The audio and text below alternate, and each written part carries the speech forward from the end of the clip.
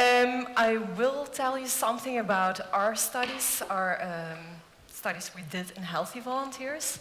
And I will also tell you something about the therapeutic applications it can have. But if we're talking about the value these effects can have for the therapeutic setting, I need you to take you to my hospital of the future. And as you can see, my hospital of the future has 4 windows. And these 4 windows represent the 4 classes of psychedelics. And these classes you can distinguish them by the prototypical effects they have, but also the effects on the neurotransmitter system. My talk will focus mostly on the 2 upper classes, this classical psychedelics, with a prototypical example. Psilocybin is a prototypical example of these classical psychedelics, and I will also talk about empathogens with MDMA as a prototypical example. So, how can we move to psychedelic medicine 2.0? And I state 2.0 because this is not a new idea. You all know that. In the 70s, we already had psychedelics in therapy. And now we're entering this area again, where psychedelics hopefully will enter the psychiatric ward. Well, to me, I want to introduce you to my way of thinking. And I think, and Gerard also said it, we need to understand the power of medicines to know what they can mean for people suffering from mental conditions or physical conditions. And I think that we should have a look at these 3 points. I like anecdotal reports because there are a lot of psychonauts or a lot of people in distress who take psychedelics, and we can learn from what they experience. So we need to have a look into that. We also showed with a survey that people self-medicate with psychedelics, and when they do so, they find it more efficacious than the traditional treatments they get. But it's not for everybody, but it can be efficacious.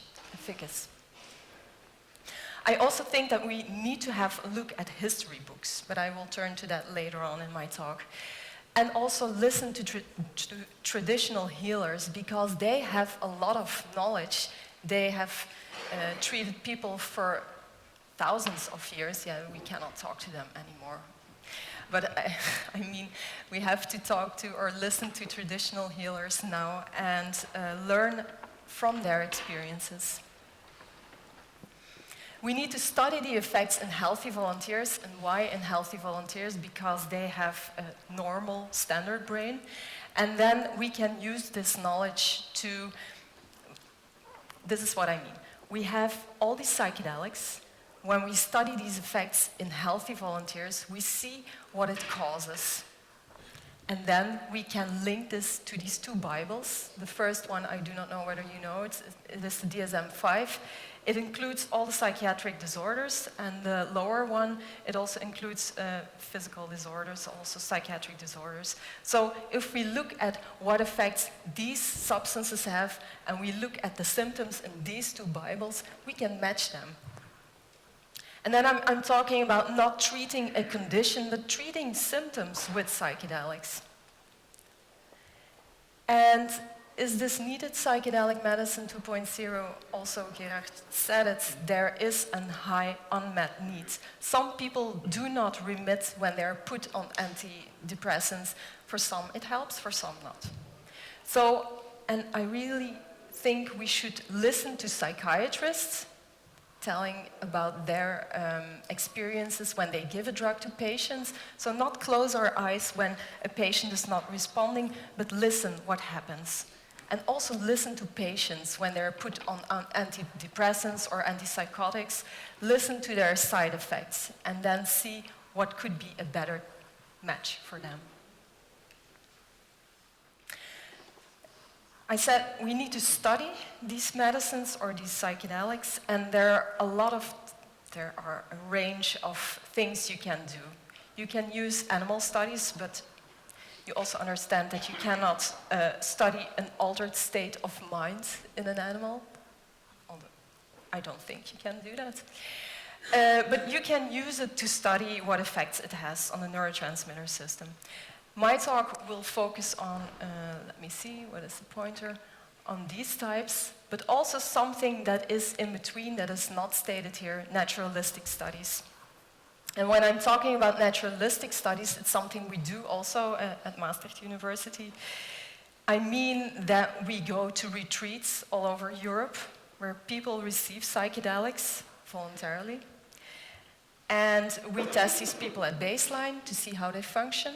And after their experience, we test them again and we follow them up for 7 days or a month and then see whether there's still improvement. What I've done the past couple of years is this kind of studies, placebo-controlled studies. So we look in the general population, we ask people whether they have experience with a drug. That has two reasons, because we do not want to promote drug use. And if we take users who are experienced or had an experience, we do know that they will not have negative effects when taking a drug. So then we give them a drug on one condition and a placebo on another condition, and then we study whether the effects are bigger after psilocybin compared to when they received placebo. Before I go into detail about the studies, I want to present you this, the merits of naturalistic studies. I know that it's not ideal, but still, it has a lot of, I only listed one advantage, but it has advantages. What I think is these retreats take place all over the world. We can take advantage of this knowledge that is being produced there. And I see it as input for placebo-controlled studies because these studies cost a lot of money. So we have great ideas, but the money is lacking. What I think, and I really like it, is this social setting here. Because when we study these effects in the lab, we have a clean clinical situation, though we try to dress up the room a bit, but it's still different from the social setting you experience in a retreat. When we test people, we test them one by one. When you go to a retreat, you are with a group, and we all know that social contact also changes something in you. This also comes with a disadvantage, and that is this one. You cannot, if you find effects in naturalistic studies, you cannot disentangle the drug from the social setting effect. What is also something that can be positive, negative, is the dose. When we did a naturalistic study with psilocybin, when we do naturalistic studies, we always ask a sample of the stuff they give people. And I will show you later on to compare it. We did a lab study with psilocybin, we did a naturalistic study with psilocybin. We gave a dose around 12 milligrams in the lab study, and we did not find effects on empathy. We did a naturalistic study. We found effects on empathy, but then when we tested the substance, we now know that we gave, or they gave 27 milligrams, so more than a double to people. So there is something in the dose, and it is what I wanted to say here, positive, negative. We cannot control the dose when it's a naturalistic study, though we can use the knowledge afterwards when we test the drug. And another downside is that when you do naturalistic studies, you have a self-selected sample. People go for a reason to retreat. But when you have all these limitations in mind, you need your critical glasses when interpreting these data. So, back to my hospital. Like I said, I will focus on the two upper things, but I want to draw a bit of attention to the two lower things. And this also links to what Gerard said. You know that in the category of dissociatives, ketamine is an FDA-approved substance. It can be used to treat people with depression, but it's used in addition to the antidepressants. It has to be used in a hospital, but I do not know whether a lot of psychiatrists already know that it's on the market. We need, yeah, you're nodding. I think we need to enter this world of psychiatry and tell people what is happening. And also, I get a lot of questions from patients asking, they read a lot on the internet about how psychedelics could work for them, and they are desperate and asking, where can I find this treatment? And then I have to say, it's not there yet.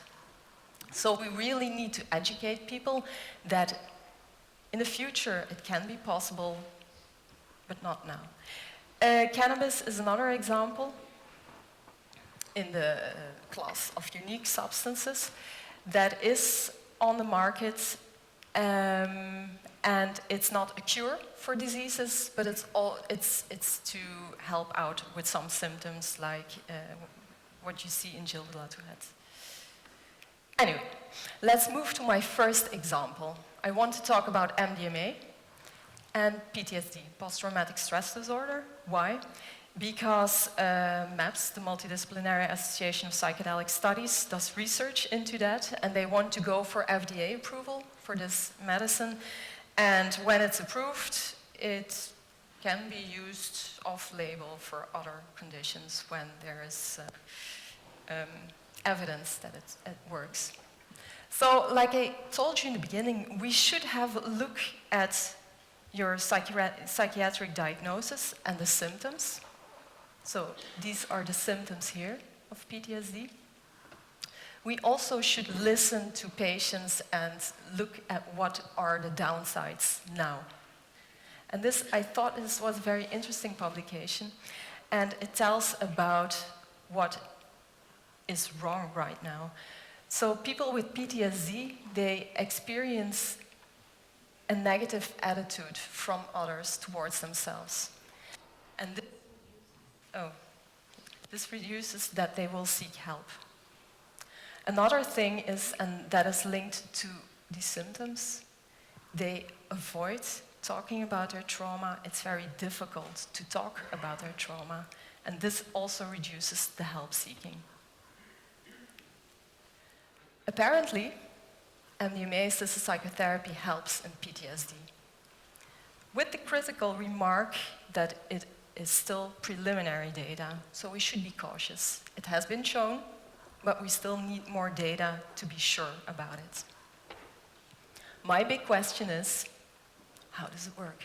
Because I think it's very important to, and I know we do not know how these psychiatric drugs all work, but I think that it is, when you as a psychiatrist want to give psychedelics to your patients, I think you need to be able to tell them what the drug does. So this is my quest, finding out how these drugs work. And how do we study that in the lab? So we mainly focus on emotions, but also mood. We study emotion recognition and then test whether people are able to recognize emotions in others. We ask them how this makes them feel when they see emotions in others. People also have studied emotional memory, the social interaction between people, and like I said, mood. We ask them how they feel. And I'm going to quickly go over it, but this is to show you why MDMA could work in PTSD. So when you show people these emotions, you see here that it's a gradient of emotion intensity. Here the emotion is low in intensity, here it is high. And when you show this to healthy volunteers, the intensity of anger has to be bigger to be able to recognize it compared to other negative stimuli. This is also something interesting. They tested how much they frowned when they looked at emotions.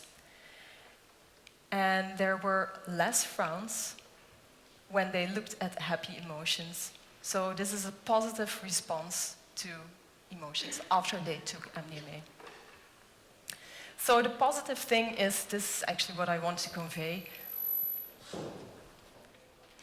And negative emotions in others are more difficult to detect, and positive emotions are responded in a more positive way. And this is important in therapy, but I will tell you about that later. I think I have to speed a bit up. About social interaction.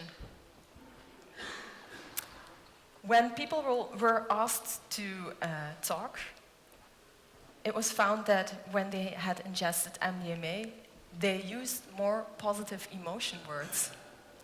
And they also experienced their social interaction partner as more positive. So, when interacting with people, the relationship is better, they're seen as more caring, and the relationship is also more solid. Like I said, I'm going to go quickly over this. When we show people these pictures, and then we ask them, how much does this emotion, the person who is depicted, how much does this arouse you, and how much concern do you feel for that person?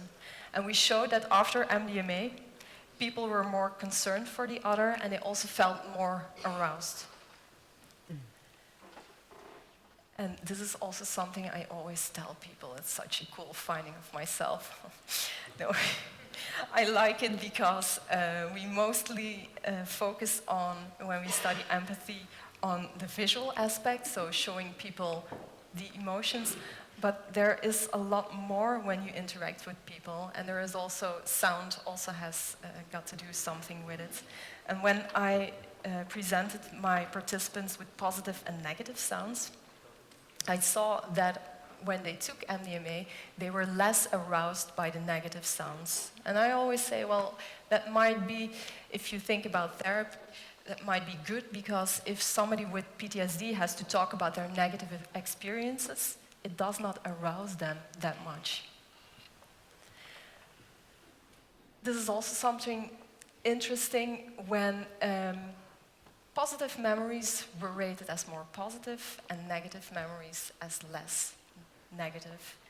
So the conclusion here is, what you have to remember is they feel more empathic, they are less disturbed by internal, so memory, negative memory, internal events, and external events, so the sound.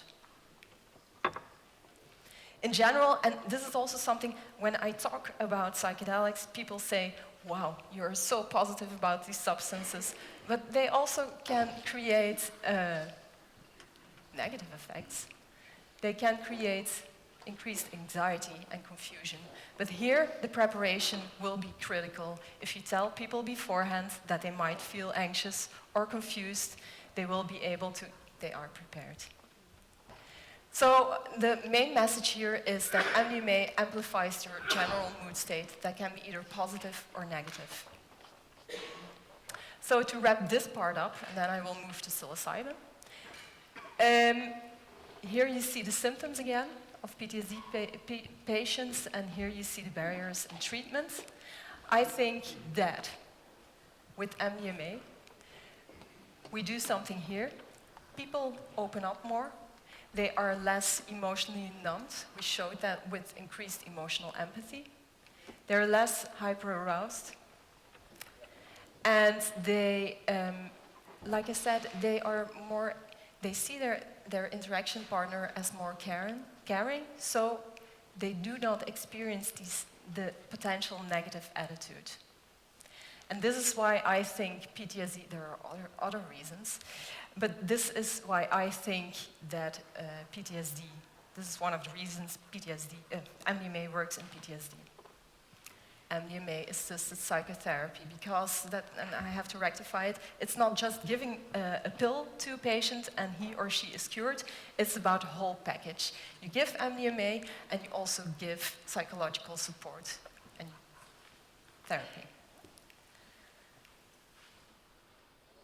So yeah, you can have a look at this. This was published on the MAPS website.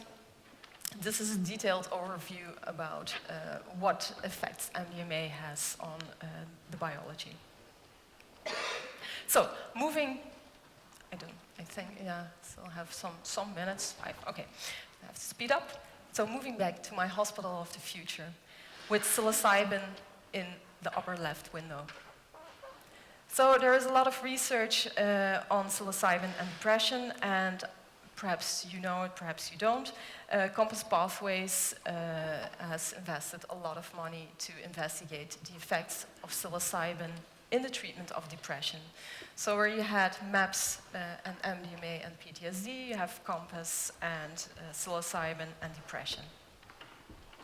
Again, here, when we have a look at the symptom list, you see that there is a lot going on in people who are depressed. And now it's up to us to see whether we can match the effects of psilocybin to these symptoms. What are the barriers in treatment? There are a lot of people who do not cure when they receive antidepressants. This is also something very important. The therapeutic lag. When you take antidepressants, it takes a long time. I think this is a long time when you are depressed before the drugs kick in, that you feel the effects. There are also a lot of negative effects, and this might lead to that you stop with the drugs, which can increase your depression risk even more. But yes, as said, everybody shows this. This is very good work. So preliminary data shows that psilocybin works in the treatment of depression. But how does it work?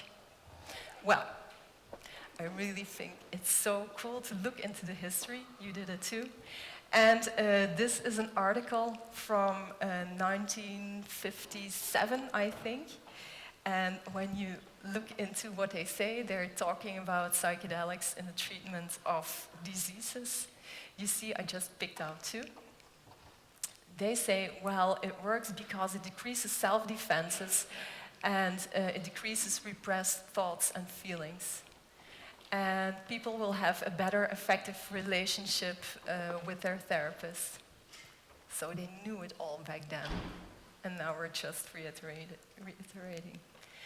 You have a lot of work that thinks about how these psychedelics work, but our lab focuses on this. We try to understand the relationship between empathy, creativity, and then divergent thinking and well-being. And the reason why is, if you look into depression, like I said, you have to look at the symptoms these people experience. You see that they experience a psychological inflexibility. So they have a rigid way of thinking. I am negative, it's all because of me. And they're not able to think out of the box that much. They also have decreased empathic abilities and decreased well-being. So we think that these drugs we think that there is a relationship between divergent thinking, because we know it's a prerequisite to be able to have these empathic abilities, and that this leads to well-being. We think that if you give psilocybin, it increases your divergent thinking, it increases your empathy, and it increases your well-being. And this is what we studied. We studied the acute effect, but we also studied the persistence of effect in a naturalistic study. So, and I have to go quickly over this, but you can also take a picture. No. So, what does psilocybin do on the acute level? It makes people, so it's easier to discriminate emotional expressions. It increases your positive mood. It increases your emotional empathy. So you feel more for people when you take psilocybin. You're more concerned for these people. And we also showed that the morning after use, divergent thinking is increased. You're able to think more out of the box. And I've put this here. So this is in healthy volunteers. This is in depressed patients when they receive psilocybin. this is something very important. They regain their emotional responsiveness. So they're not that emotionally numbed anymore. So this links to here, that you have an increased emotional empathy. If we have a look at the longer lasting effects, we see that you see effects 30 days after intake, up to 30 days after intake, an increased sense of well-being, even effects after 6 months, long-lasting effects on specific traits. And we also see in our naturalistic study that effects on thinking and empathy last for 7 days. Here, if you look at depressed patients, you see that after 3 months follow-up, there are changes in personality, and at 1 month follow-up, there are effects on emotion recognition. But to summarize this, so we see that psilocybin increases all these things we are interested in. It increases your empathy, or I will start with the first one. Why I think it's important in therapy, it increases your rational thinking and flexible thinking. So I think that the flexible thinking is important for the first phase in your therapy. You should be able to think out of the box, not only that I am negative and it's all because of me, but you should be able to generate more ideas, and that's the first thing. And then when you come to the integration, you should be able to look at all your options and come to the right solution. So here. Rational thinking will play a role in your integration. Your empathy, emotional empathy is enhanced, and this is good because patients suffer from emotional numbness. People feel better in general, and you see structural changes in personality. What I think, and I'm near to the end, my end. What I think is we should look into why there is treatment success. It's not for everybody, this treatment success, and this is a whole hype in psychiatry, in the medical world. It's looking for biomarkers. And people think that mystical experience is needed, and when you look into the literature, it might not be the mystical experience per se, or the full-blown mystical experience, but a certain degree of mystical experience might be needed. So we have to look into that. Personality might affect your treatment outcome negatively, because there was one publication looking at stating that people who are higher in neuroticism, so more anxious personality, have a worse outcome. And this is interesting when you're going to work in patients who are higher in neuroticism. And also the mental state plays a very big role.